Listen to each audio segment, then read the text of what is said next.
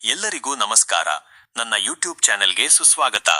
ನವರಾತ್ರಿ ಈ ಹೆಸರು ಕೇಳಿದರೆ ಮನಸ್ಸಿಗೆ ಒಂದು ರೀತಿಯ ಶಕ್ತಿ ಮತ್ತು ಸಂತೋಷ ತುಂಬಿದ ಭಾವನೆ ಬರುತ್ತದೆ ಅಲ್ಲವೇ? ಇದು ಕೇವಲ ಒಂದು ಹಬ್ಬವಲ್ಲ, ಇದು 9 ರಾತ್ರಿಗಳ ಕಾಲ ಜಗನ್ಮಾತೆ ದುರ್ಗೆಯನ್ನು ಆರಾಧಿಸುವ ಒಂದು ಮಹಾಯಜ್ಞ. ಇಂದಿನ ವಿಡಿಯೋದಲ್ಲಿ ನಾವು ನವದುರ್ಗೆಯರ ಕುರಿತು ಮಾತನಾಡಲಿದ್ದೇವೆ.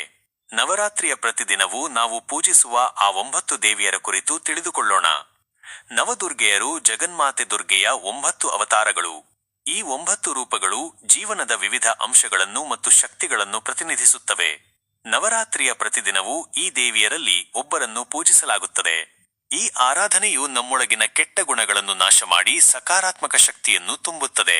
ಈ ದೇವಿಯರ ಶಕ್ತಿಯನ್ನು ತಿಳಿದುಕೊಂಡಾಗ ನವರಾತ್ರಿಯ ಮಹತ್ವ ಮತ್ತಷ್ಟು ಹೆಚ್ಚಾಗುತ್ತದೆ. ಈಗ ಆ 9 ರೂಪಗಳನ್ನು ಒಂದೊಂದಾಗಿ ನೋಡೋಣ. ಶೈಲಪುತ್ರಿ, ನವರಾತ್ರಿಯ ಮೊದಲ ದಿನ ಪೂಜಿಸಲ್ಪಡುವ ದೇವಿ ಶೈಲಪುತ್ರಿ. ಪರ್ವತರಾಜ ಹಿಮಾಲಯನ ಮಗಳು. ಶುದ್ಧ ಮತ್ತು ನಿರ್ಮಲಳಾದ ಇವಳು ಭಕ್ತರಿಗೆ ಶಾಂತಿ ಮತ್ತು ಸಮೃದ್ಧಿಯನ್ನು ನೀಡುತ್ತಾಳೆ. ಬ್ರಹ್ಮಚಾರಿಣಿ, 2ನೆಯ ದಿನ ಪೂಜಿಸಲ್ಪಡುವ ದೇವಿ ಬ್ರಹ್ಮಚಾರಿಣಿ. ಇವಳು ಜ್ಞಾನ ಮತ್ತು ತಪಸ್ಸಿನ ಪ್ರತೀಕ.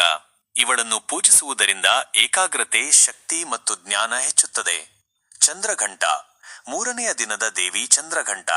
ಇವಳ ತಲೆಯ ಮೇಲೆ ಅರ್ಧಚಂದ್ರ ಇರುವ ಕಾರಣ ಇವಳಿಗೆ ಈ ಹೆಸರು ಬಂದಿದೆ. ಇವಳು ಧೈರ್ಯ, ಶಕ್ತಿ ಮತ್ತು ಅಪ್ರತಿಮವಾದ ಸಾಮರ್ಥ್ಯವನ್ನು ನೀಡುತ್ತಾಳೆ. ಕೂಷ್ಮಾಂಡ, 4ನೆಯ ದಿನದ ದೇವಿ ಕೂಷ್ಮಾಂಡ.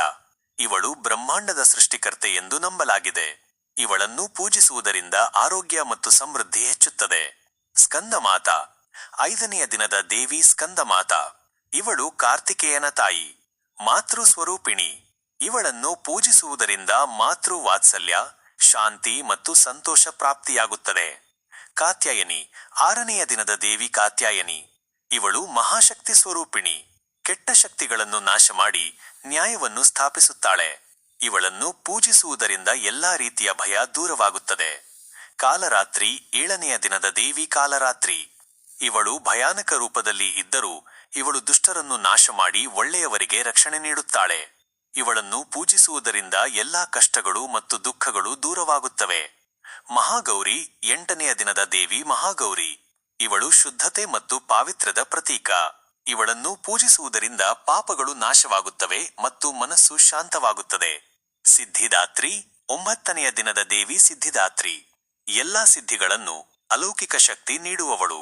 ಇವಳನ್ನು ಪೂಜಿಸುವುದರಿಂದ ಎಲ್ಲಾ ಬಯಕೆಗಳು ಈಡೇರುತ್ತವೆ ಮತ್ತು ಜೀವನದಲ್ಲಿ ಯಶಸ್ಸು ಸಿಗುತ್ತದೆ. ನವದುರ್ಗೆಯರ ಈ 9 ರೂಪಗಳು ನಮಗೆ ಜೀವನದ ವಿವಿಧ ಪಾಠಗಳನ್ನು ಕಲಿಸುತ್ತವೆ. ಶಕ್ತಿ, ಧೈರ್ಯ, ಸಹನೆ, ಜ್ಞಾನ ಮತ್ತು ಶಾಂತಿಯ ಮಹತ್ವವನ್ನು ತಿಳಿಸುತ್ತವೆ.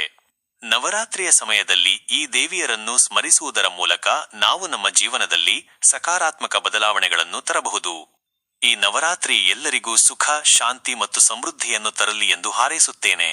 ಈ ವಿಡಿಯೋ ನಿಮಗೆ ಇಷ್ಟವಾಗಿದ್ದರೆ ದಯವಿಟ್ಟು ಲೈಕ್ ಮಾಡಿ, ನಿಮ್ಮ ಸ್ನೇಹಿತರೊಂದಿಗೆ ಶೇರ್ ಮಾಡಿ ಮತ್ತು ನಮ್ಮ ಚಾನೆಲ್ಗೆ ಸಬ್ಸ್ಕ್ರೈಬ್ ಮಾಡಲು ಮರೆಯಬೇಡಿ. ಮುಂದಿನ ವಿಡಿಯೋದಲ್ಲಿ ಮತ್ತೆ ಸಿಗೋಣ. ನಮಸ್ಕಾರ.